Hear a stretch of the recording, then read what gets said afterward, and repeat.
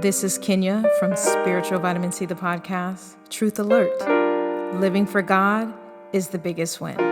Knowing how? Now that's the question. Story by story, we present and break down God's holy word and give practical tips on how to apply kingdom principles today. So stay tuned. So, this is the continuation of mental health in the church. This is part 2. Yes. If you have not listened or viewed Mental Health in the Church part 1, I suggest that you watch that before you watch this episode so that it'll make sense. Part 1 was amazing. Part 2 is not going to disappoint. Pastor James Edwards, who is a LCSW, and I discussed a variety of issues regarding mental health in the church. God blessed us. All I have to say is get ready for the conclusion of mental health and the church. Yes, Lord. Yes, Lord. Okay. We're going to switch gears a little bit here. Okay. Men of color. I don't really like that label, people of color. I don't know. It bothers me, but nonetheless. That's a term that people understand. Yes. Men of color and mental health. Now, we know that there's an issue just generally how Americans view mental health, such a stigma that it like, and with stigma, there's hiding, there's shame, and then there's all these ridiculous myths that just are not true. But because those myths can be so pervasive and prevailing, that to even say to oneself that I struggle with mental health is a lot. So there's that layer with regard to mental health. Then you have just the Christian layer, and then the African-American church.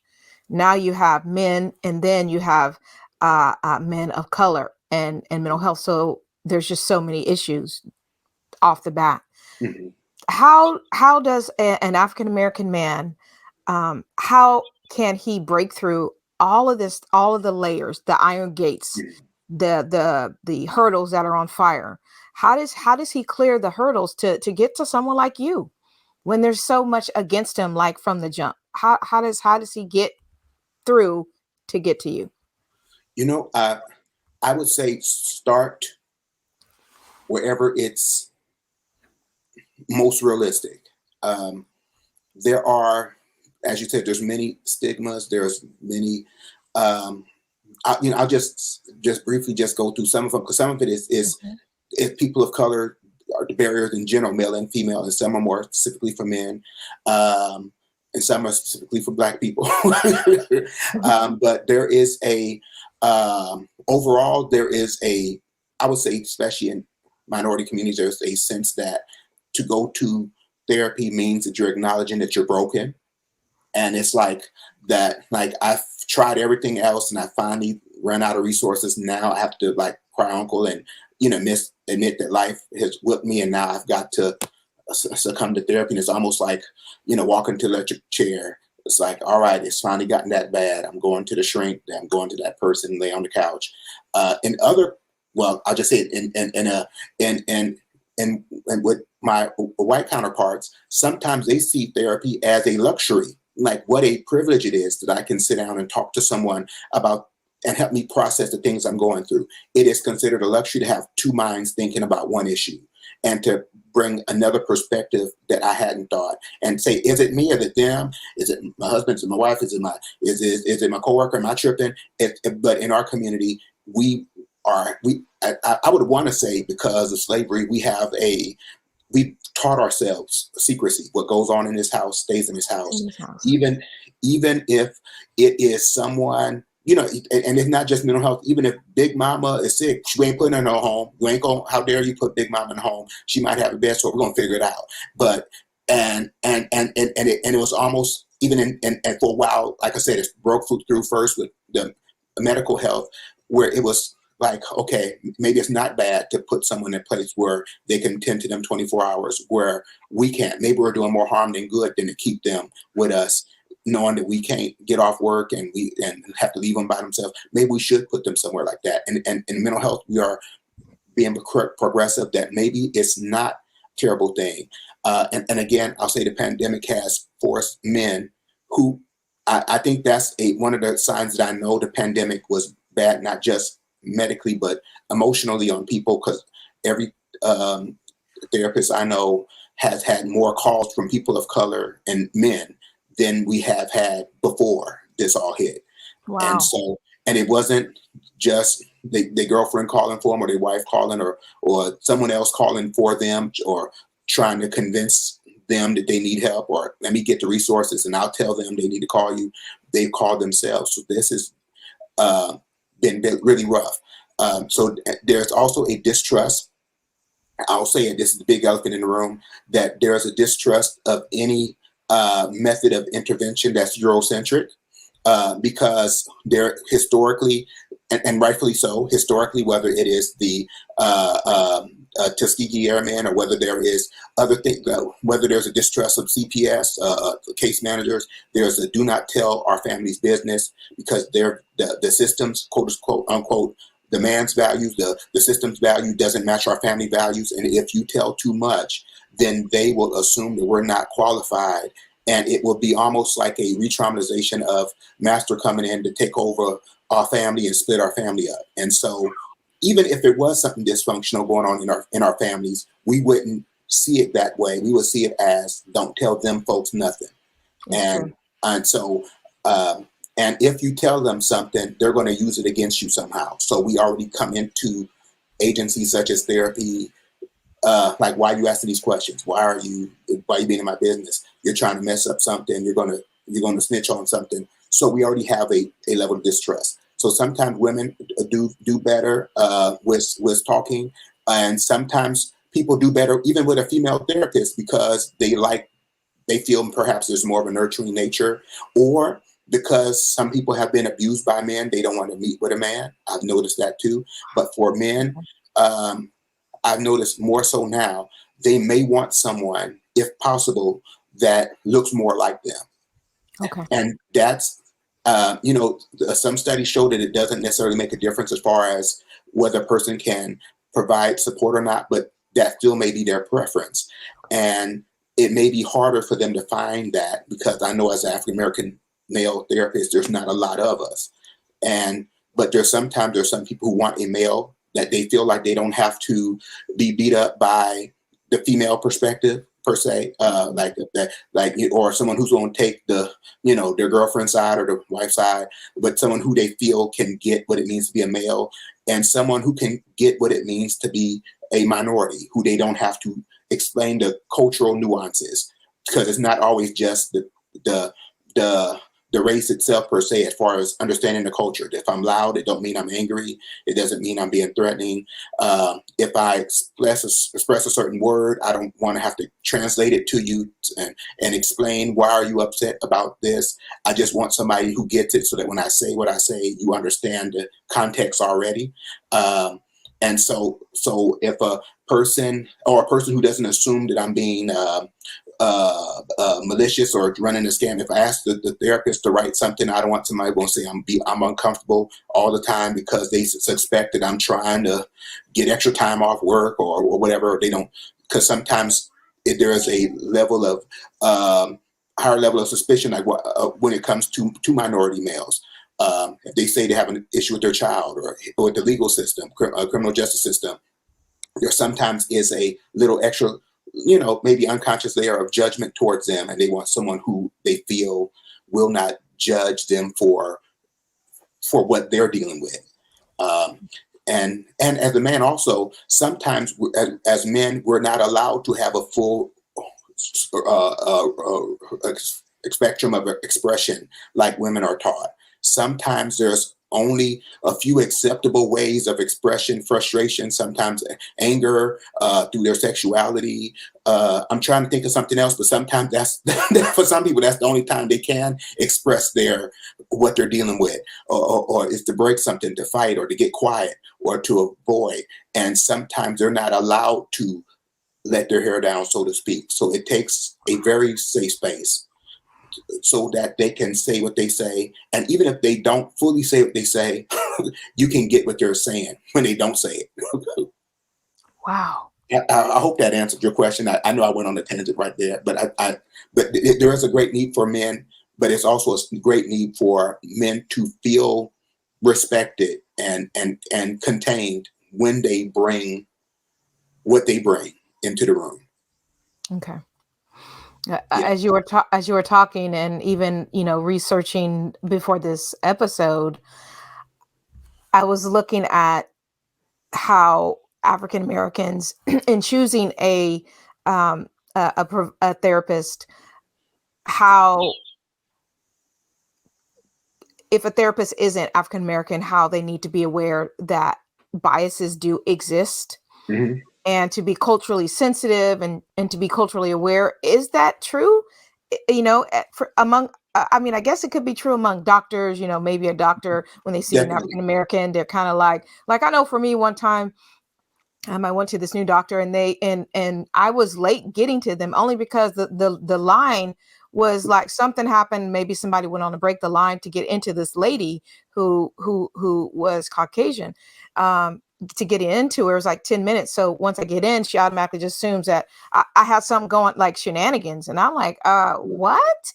How do you just assume all of this, and you don't even know you don't even know, like, the first thing you say is all of this stuff. How now would you have treated me different if I had not been African American? Like, for real. So I know that it exists in the medical community, Yes. but does it still exist in the mental health community? I, When I I'm believe that. choosing a provider, does biases exist among you all?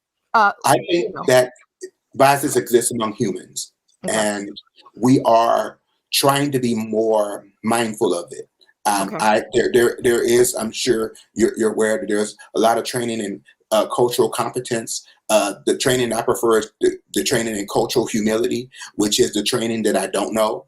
And so even if you train your cultural competence, that Asian people do this and Latino people do that, that still isn't one size fit all. And you can be offensive even saying, trying to switch up because I'm with this group, or switch up because I'm with a female or male, because everybody doesn't fit that. And so you still have to go into working with whoever you're working with an open mind, and even an openness of acknowledging, is there something that I should know? If there is because we all step on landmines and don't know it. Yeah. There are I know some other times other cultures may refer to our seniors by their first name, and they don't know that in our community we don't do that.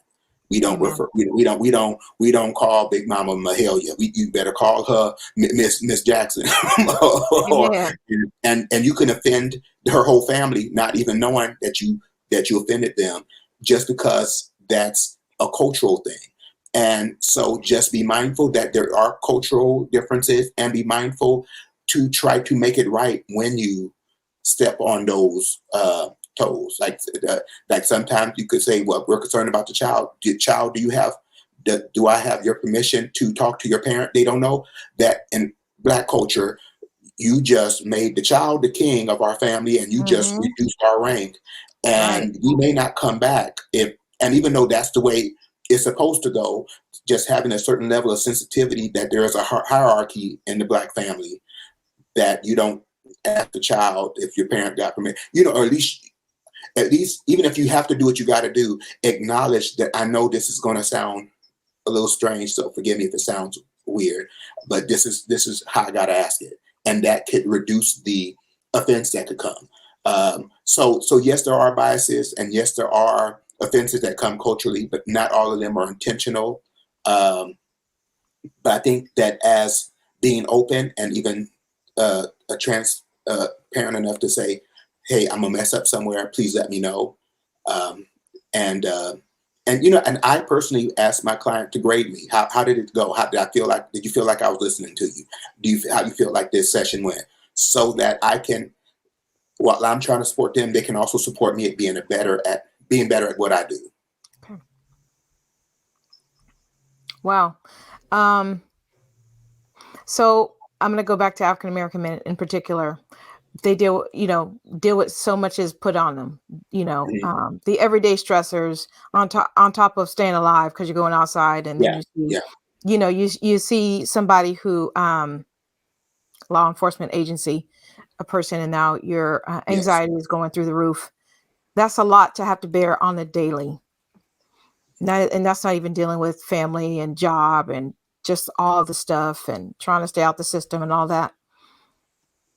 What are just some simple coping skills that an African American man may be able to utilize? What and I'm specifically saying that for a reason, because I know that there's just so much put on African American men in society. We know that we all go through, but I personally feel that just in regards to African American men, that it's just it's a weight to bear on a daily basis. Yes. Well, one, I'll say African American men. I'll even say African Americans in general. And also, the reason why I say that is because sometimes we, as a culture, like I said earlier, we can go through a cultural, historical trauma, and we just make that our new normal. And a lot of people of color, because I'm sure most minorities have their own story, but Black people in particular, we live in a level of anxiety that shouldn't be. And whether people say it's the media did it or whether reality did it, there's a certain level of anxiety that comes to me when a police pulls me over that doesn't come to another person, and or there is a certain level of I won't say helplessness, but a certain level of more of vulnerability that comes that is a regular feeling like that I'm not sure if there's a person that I can call for help and it not go another way. I don't know how this outcome would be. And we just your microaggressions, or if you didn't get that job, you don't know if it's because of color or something else. That's a thing that we go through on a regular basis. It's normal for me for someone to watch me when I go in the store. Yes. I mean, so that's not an unusual thing. If I go to Neiman Marcus or go to Bloomingdale's and someone pays a little extra attention when I'm looking at the jury, that's not a strange thing for me. And so we live at a certain level of trauma that we have normalized, but I think there is a cultural PTSD that we have that makes us, so no wonder our blood pressures are higher and our lifespan is different, and no wonder even if we don't access services, as you said before, for several reasons, but even if we're already in poverty because of even though the laws have changed, we're still suffering from the results of what happened then. We weren't allowed to buy property then. We weren't allowed a lot of things then, and so we're still catching up, so to speak.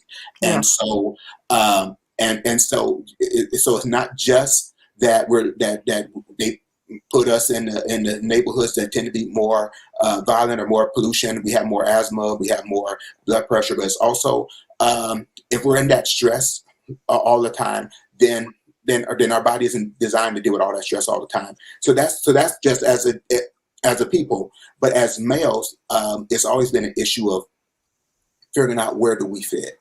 And so definitely there is a need to acknowledge that you're not alone in this, and that you it is okay to get help. You don't have to try to be Superman and figure it out.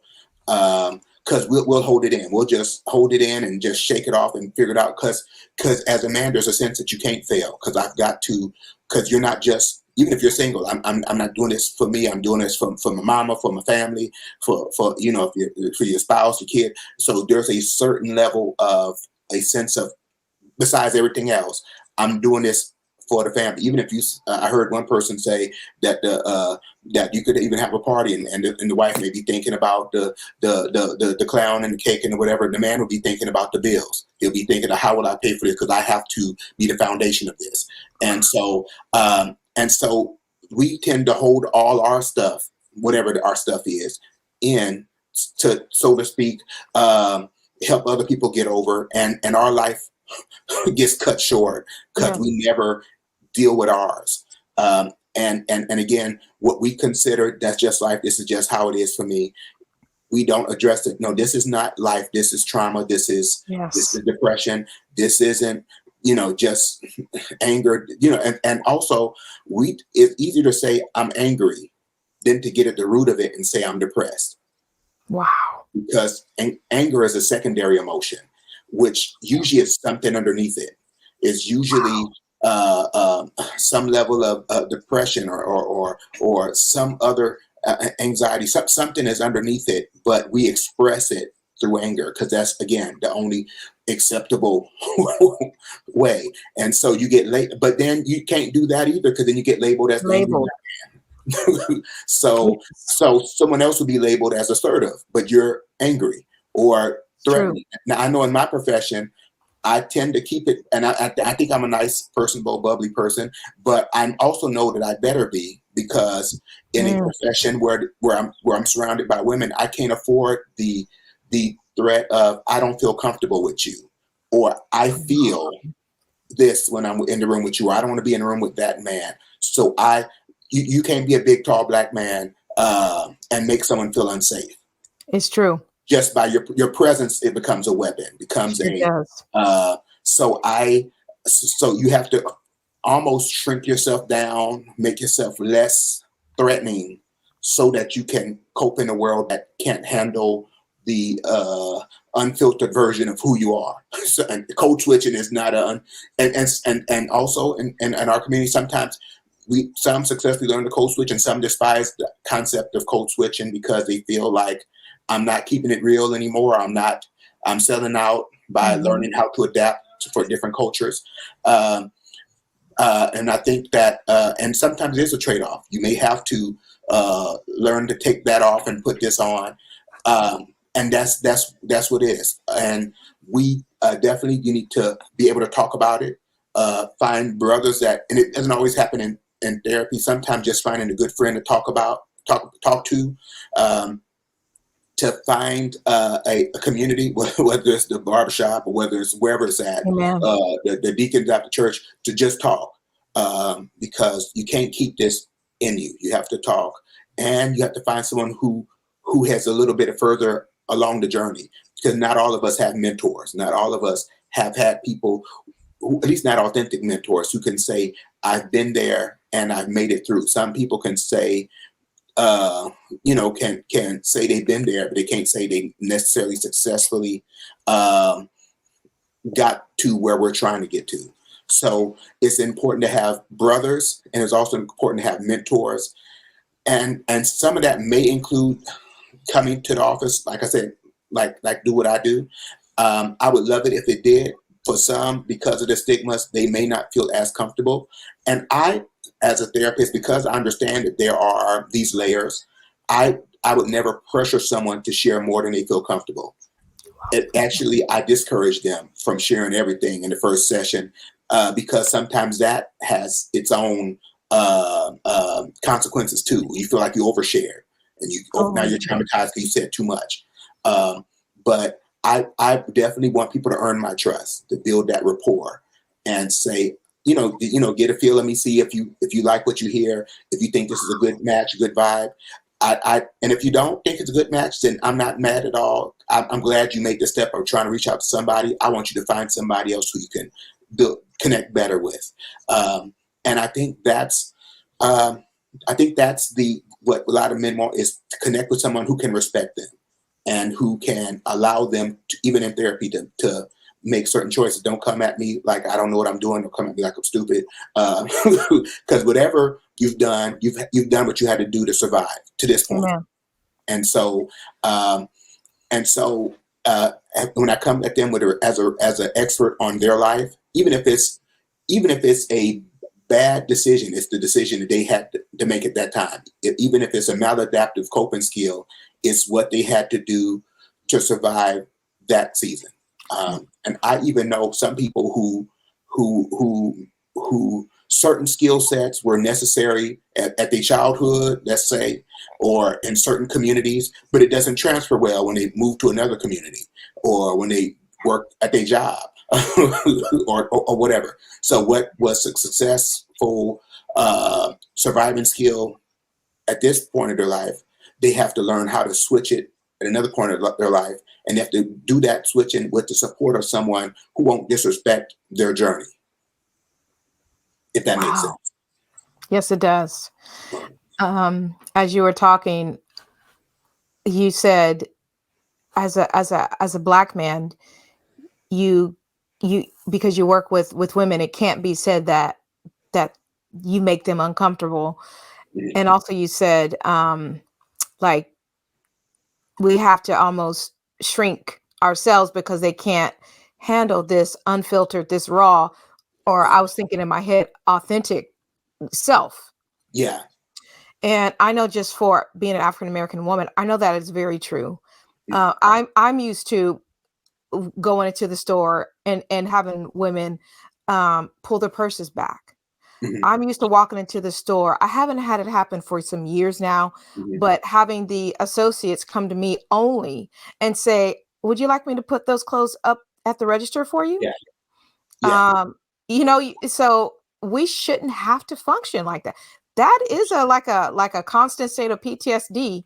Mhm. Or you see the police officer behind you and your mind starts going 1,000 miles an hour because Mhm. the truth is, there may be a million really amazing police officers, Yeah. but for that four or five that's like shooting people, and you hear these stories of this so and so got shot execution style, with George Floyd. Oh my goodness, in broad daylight. And then it's one after the next. It's one after the next. And so to be in a constant like state of heightened awareness, Mhm. um, code switching, you have to be like praying through just to walk outside of your door because can you make it back home? That's a lot for us as African Americans, and in particular African American men to have to battle through. And it's almost like you don't have like a space to let your guard down. Mhm. And it seems like that's part of like the hindrance of like seeking help because you can't, because it's just it do will you make it back? If I Yeah. tell you all about this 15,000 pound weight on me, will I make it back? Will they make it back when they Yeah. start it, in therapy? Will they recover after they've told, after they've unloaded this weight? Will they make it back to some sense of normalcy, or will it be a new normal? Yeah.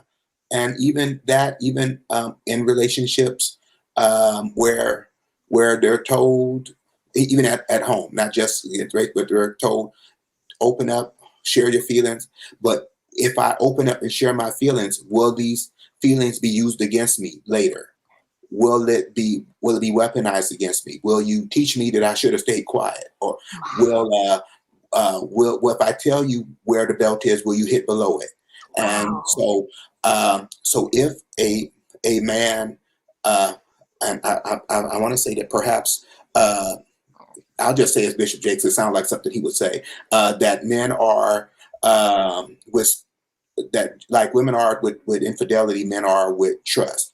And so a woman may say infidelity is the biggest sin, but I think for men it is, if you can't keep my secret, or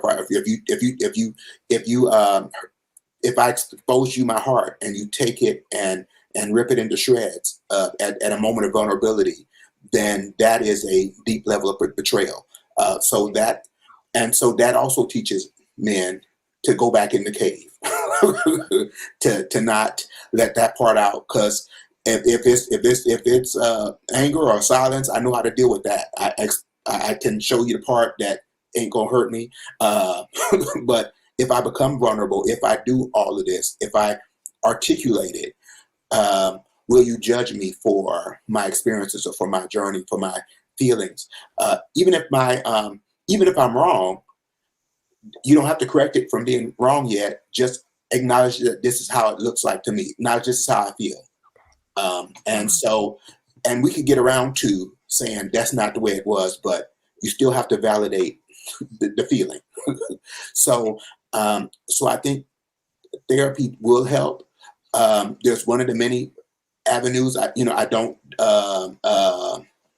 I'm not trying to demote any of the other avenues that we've used culturally, because culturally we've always, had Big Mama, the barbershop, the hair salon, Sunday morning church, altar call. Yeah. Sometimes Sunday praise breaks and altar calls was scream therapy, was venting, was a cathartic release. Yes. So pastoral counseling sometimes was a spiritual therapy session, and I'm not knocking any of that, but in a lot of our families, Big Mama ain't there no more, Amen. and Hmm. a lot of, and even some pastors, the way pastoring is changing, sometimes the accessibility of the pastor isn't always the same.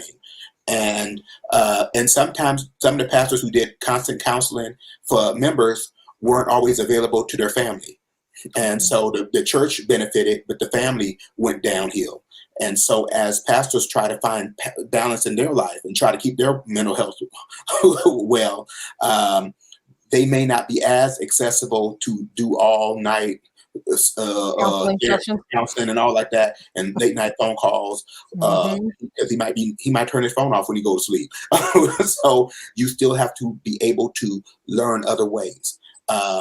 And so therapy is definitely one, because you have an unbiased person who isn't vested in and don't know anybody in your family, don't know what's going on, and can still hear you out and still build rapport enough to give you an honest opinion and to help you gather tools to not just talk about what happened, but to deal with um, repairing who you are and your sense of self, and help you to change your perspective. Because sometimes when people think about therapy, they think, I'm just going to go talk to somebody and they're going to tell me, we're going to tell them all about who hurt me, who beat me, who abused me, who neglected me, tears and sad stories.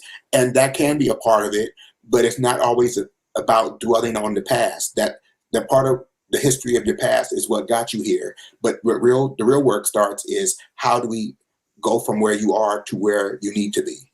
And so where would you like to be in life in the future? And how can I support you in getting there? So it's not just about talking and crying. It's about strategizing so that you can do the work of and get yourself healed. It's like you have physical therapy where you have to practice after an accident and practice walking. You have to also practice thinking. You Wow. have Okay. to retrain your mind, because your Wow. mind is a muscle, so to speak. You have to train it like a muscle. You have to tell your mind, I'm not going to think about that right now. I'm not going to just let my mind wander. You have to develop it. Even Paul said, he said about his body, I buffet my body, keep it under subjection. He said, be transformed by the renewing of your mind. You have to intentionally renew your mind. You have to intentionally change your mind.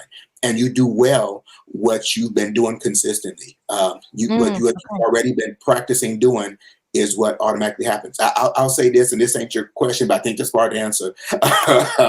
The children of Israel were bound by Pharaoh in Egypt, but they are also bound in the wilderness, because although they were bound by Pharaoh's person in Egypt, after the horse and the rider were thrown in the Red Sea, they were still bound, because they were bound by his principles and his patterns.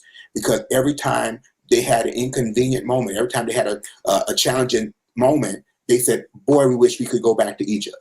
We sure do miss their leeks and onions and garlic," because Egypt was in their autopilot. They were already trained and conditioned as slaves how to deal with Pharaoh. And so the wilderness had to be a place of renewing their mind, so that by the time they got to the promised land, they wouldn't run like a slave. So sometimes we can get out of that situation. We can move out of the abusive house, abusive relationship, distance ourselves from an abusive family member, or whatever the thing is. But that doesn't mean that we've changed our mind. So we are still shell shocked from our yesterdays. And so when you get finished crying, when you get finished being frustrated, when you get finished being mad at the world, you got to go to work on your mind. And not everybody not everybody is an enemy. Not everybody is a potential abuser. Not everybody, all men ain't dogs, or all women aren't, or aren't whatever they think. Uh, that is your vision is skewed because of the perspective you have. I can see the way I see because of the glasses I wear. But if I had on some shades, I would see the world darker because of the perspective I have. the lens that I see the world in. And so sometimes it is not about changing the world. Like, if y'all don't make me mad, then I won't blow up. Well, you can't make everybody walk on tiptoe around you. You have to change your lens. So that's a part of therapy. That's a part of my life homework, is to renew my mind, because my mind has been tarnished by the things of yesterday, and my past experiences have taught me how to act today. And so if I want to be better tomorrow, I have to continue to change my mind and allow God to renew my mind. I read my Bible and I also learn some coping skills and some self-soothing strategies, and some stuff that perhaps I could have got from family, or could have got from, if things went right in the perfect world, but it didn't, and it's not a perfect world. So it's never too late to get better. Wow. Wow. It is never too late to get better. Yeah. Wow. That's like a quote. I'm going to quote you. That's a bumper sticker statement. That's the footer of somebody's email, right? Signature of the email. Amen. It's never too late to get better. Wow. I think we're done with all these questions. I'm just trying to think here. What does the pastor LCSW do for his own mental health? Because I wasn't ready for that. that's a lot of you bear the load of a lot of people. So what, True. and that's just your profession, and then you bear the load of the church. So I mean, how do you maintain really great mental health? And then I have then I have a 9 to 5. So I do a quality assurance with Alameda County from 9 to 5, and I do private practice therapy on my own time, and then I pastor. So that's a lot. So what do? I cry. I mean, you don't have to go into like deep, but like, what do you, do you bike ride to though what I do as much as possible. The gym is my friend. I love running, love weight training. I love going to the movies when again, the pandemic took a lot of our stuff from us, so I can't go as often as I like to. And what I've learned, especially since the pandemic, I've got to set stronger boundaries, because as helpers, as a person who help is in my nature, I would love to support everyone. Like I said before, when I see especially an African American male say I want therapy, I would love to make room for everyone. But I found out a year or two ago that if I sit up and listen to every story and try to help everyone, it's gonna send me up the wall. And much as I'm smiling right now, I ain't gonna be smiling if I have to, because there is someone who can handle all your problems, but I'm not him. And so for me, I have to know when I've had enough, and find someone for me to talk to, and see how is their story triggering my story, and how is and even if I'm having a human moment or my own tragedy, it's okay. I have to be okay with saying I can't. We have to cancel for right now, because and I don't have to go into it. Just we have to cancel, and even learn to not have to give a reason. Just if it's no, it's just no, and I don't have to try to get your permission for it being no.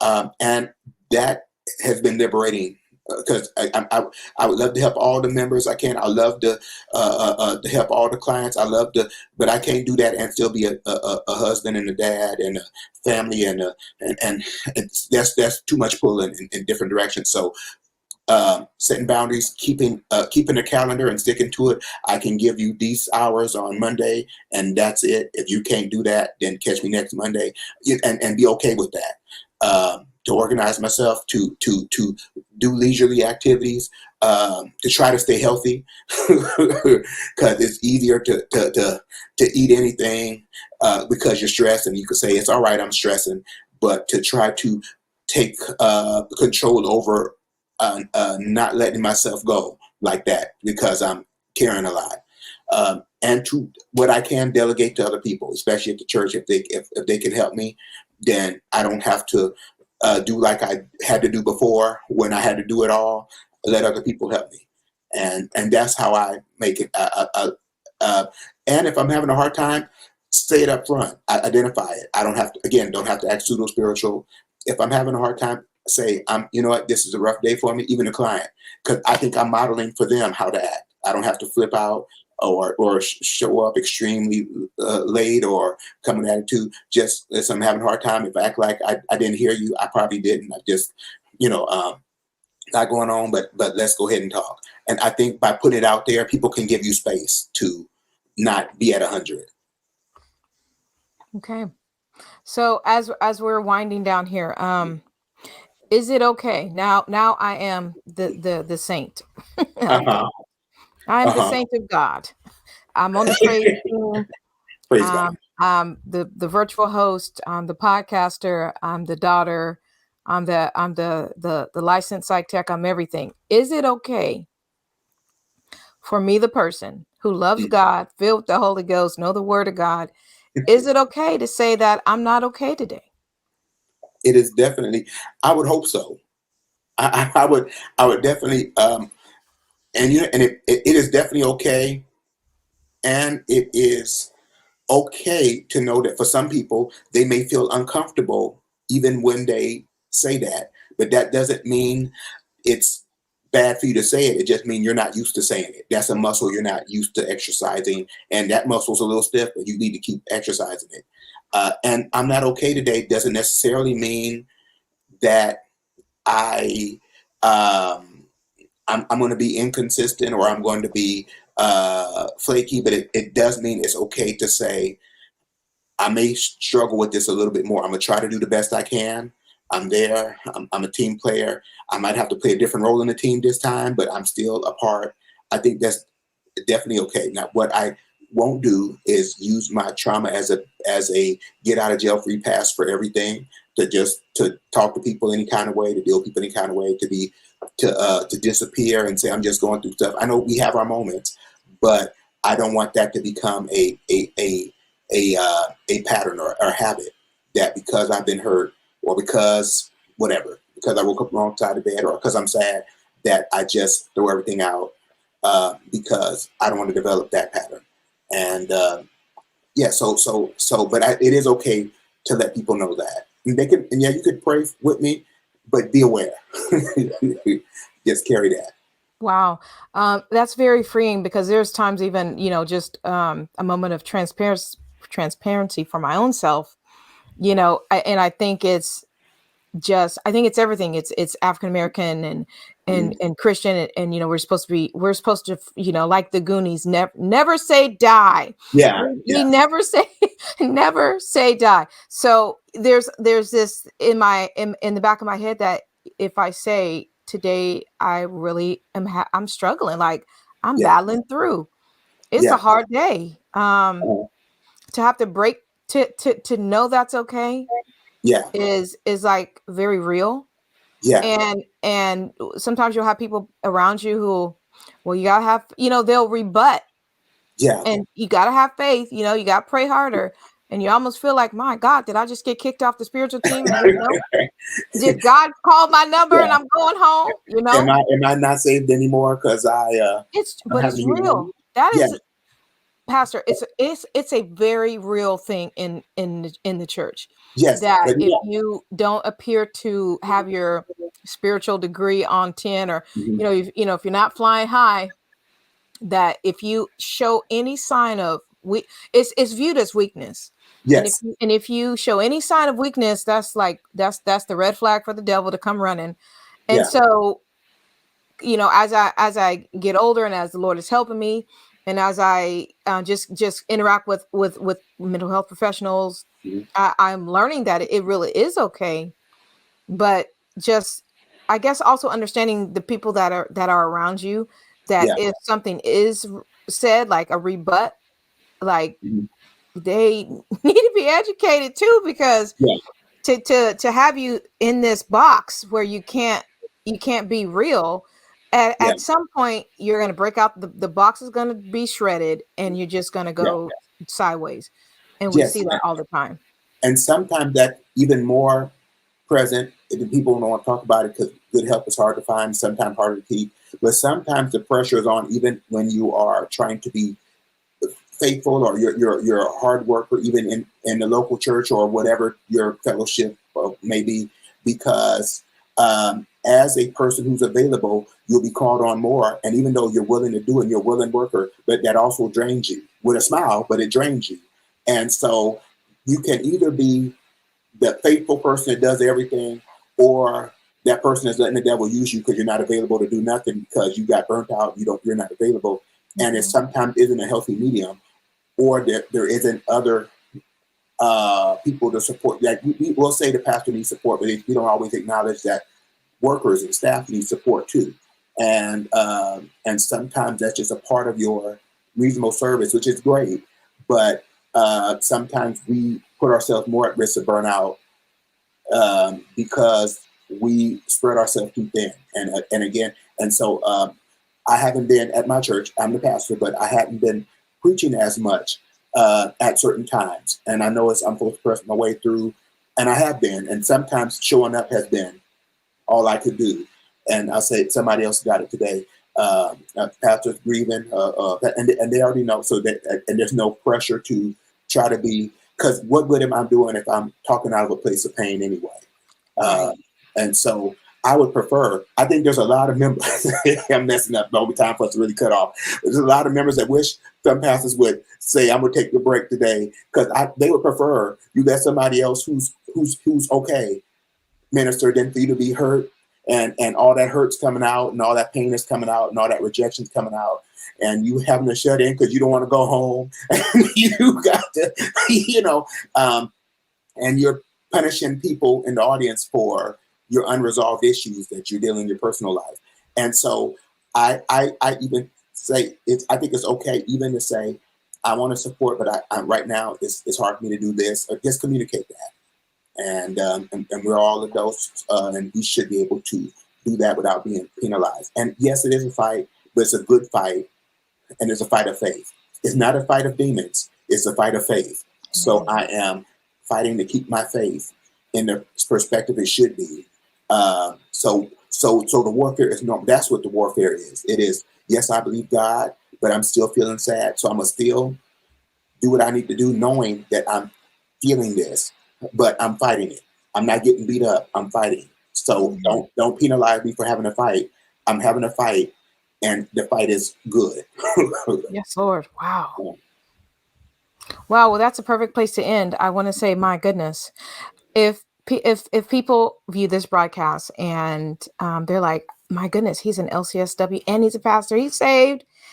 How can they reach out to you should they desire to?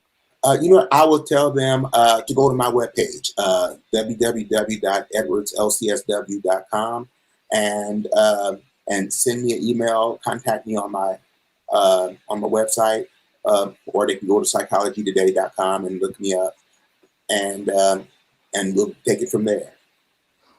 Amen. So everything, if they need a good sermon, they can go to Joshua Church of God in Christ in San Pablo. Amen. So all of the information. Okay, so Joshua Church of God in Christ, he's extending an invitation. If you need a good sermon, all the information that Pastor just talked about will be in the show notes. So links will be provided so that you can reach out to him should you desire to. And I want to say thank you so much for being on Spiritual Vitamin C. Once again, this is May, Mental Health Awareness Month. Pastor James Edwards, LCSW, has taken us to church and taken us to the office, and we was on the couch, and we was in the pew, and we was in the choir stand, and we was, we had the best of both worlds. And so the Bible tells us that with our mind we serve the Lord, and if our mind is in disarray, we're no help to the church, to ourselves, to our family, or to anybody. So it's really important that we mind our mental health. Any last I know you are a man who knows how to, I feel like you have this gift of being able to package something and just present it. So any last words? I will say that if you are a spiritual person, if you believe in the Bible, when you look in the Bible, you will see all types of people in the Bible who are powerful and flawed and who had challenges. So whether it is a David who deals with aggression, or a Miriam who has sibling issues, or whether it is a Naomi, who's changed her name to Mara because she became bitter after losing her sons and husband. Whether it is a Job who ripped his clothes with sackcloth and ashes, and none of these people are demon possessed. Whether it is a Paul who said he was pressed to the point of death, who was dealing with so much ministry burnout and pressure. There are, whether it's a Jonah who was traumatized by the experiences with his Ninevites who oppressed Israel as a nation and was so filled with so much bitterness and unforgiveness that he didn't even want the Lord to save him. So whether it's Elijah who's running from a Jezebel and depressed under the tree asking for permission to die, these are all people who had emotional moments, but had a loving, kind, gentle God, good God who was available to move them from where they were to where they needed to be. So I recommend therapy, but also recommend Jesus because I believe that we have someone. The way that you get better is that you believe that there is a power who can make it better. If I was on my own in an unjust system, in a system that is designed for me to not make it, if I was out here one against millions, perhaps I wouldn't be full of so much hope. But because I'm connected with someone who can take things that are in the wrong direction and turn it around, who can make ways out of no ways, I am commended to have hope. I am commanded to hope. I would have fainted, but I believed I would see the goodness of the Lord in the land of the living. So I encourage you to take that same hope. I believe there is goodness in your days, that there is going to be a better tomorrow. And I believe even that there is hope in Jesus. And so God bless you, and connect, find you a church and a therapist, and be blessed in Jesus' name. Amen. Thank you, Pastor James Edwards of Joshua Church of God in Christ. And all his information will be in the show notes. To rate the podcast, we would love to have you rate the podcast. Please review. Please consider subscribing. Please consider financially supporting Spiritual Vitamin C, the podcast. You can connect with us via Instagram, YouTube, TikTok, or Facebook. We will see you next time. The next episode of May will be, of course, dealing with mental health. We will see you later. Please remember that life needs a dose of Christ. It was amazing, right? Mental health in the church, the conclusion. My prayer is that you were truly blessed. Should you desire to connect with Pastor James Edwards, his information is in the episode description. Please be on the lookout for a few more episodes regarding all things mental health coming soon. We are yet in the month of May. So Pastor James is just one of a handful of amazing mental health professionals that I had the expressed pleasure of interviewing. So once again, please be on the lookout for more episodes of Spiritual Vitamin C, the podcast, concerning all things mental health. So God bless you. And please remember, life needs a dose of Christ. If you desire to connect with Therapist Edwards or myself, everything you're going to need is in the show notes. If you're watching from YouTube, everything is linked in the description box. Would you please consider rating and review Spiritual Vitamin C, the podcast? I would be forever grateful. Would you also consider subscribing as well as financially supporting? Thank you for spending your time with me on today. You go throughout your week or maybe the rest of your day, please remember, life needs a dose of Christ. See you later.